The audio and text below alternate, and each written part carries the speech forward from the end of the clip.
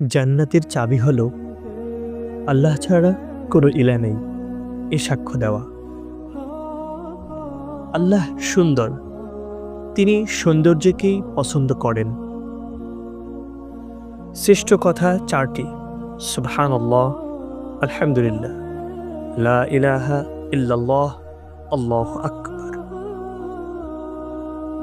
বান্দাহর উপর আল্লাহর অধিকার হলো তারা কেবল তারই আনুগত্য করবে এবং তার সঙ্গে কোনো অংশীদার করবে না।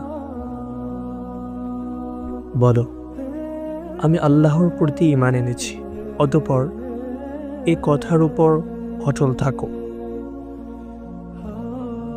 ঈমান না এনে তোমরা জান্নাতে প্রবেশ করতে পারবে না।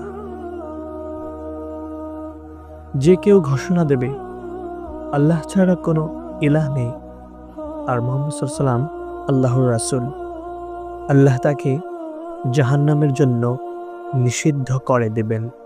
তুমি মুমিন হবে তখন যখন তোমার ভালো কাজ তোমাকে আনন্দ দেবে আর মন্দ কাজ দেবে মনোকষ্ট।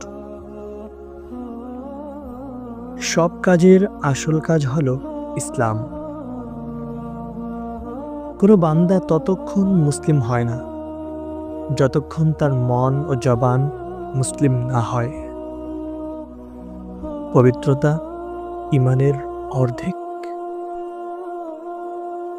যে পবিত্র থাকতে চায় আল্লাহ তাকে পবিত্র রাখেন।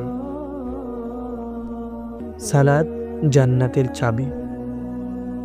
সালাত হলো নূর। সালাত আমার চক্ষু শীতলকারী। পবিত্রতা সালাতের চাবি। যে পরিশুদ্ধ হয় না তার সালাত হয় না।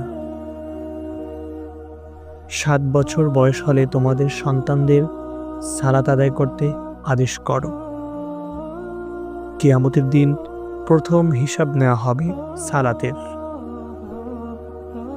আল্লাহর আনুগত দাস আর কুফরির মাঝে মিলন সেতু হলো সালাত ত্যাগ করা। যে ব্যক্তির লোক দেখানোর জন্য সালাত পড়ল সে শিরিক করল। সাওম একটি ঢাল।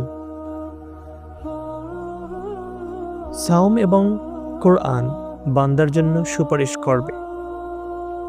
যখন রমজান শুরু হয় তখন রহমতের দুয়ার খুলে দেয়া হয়।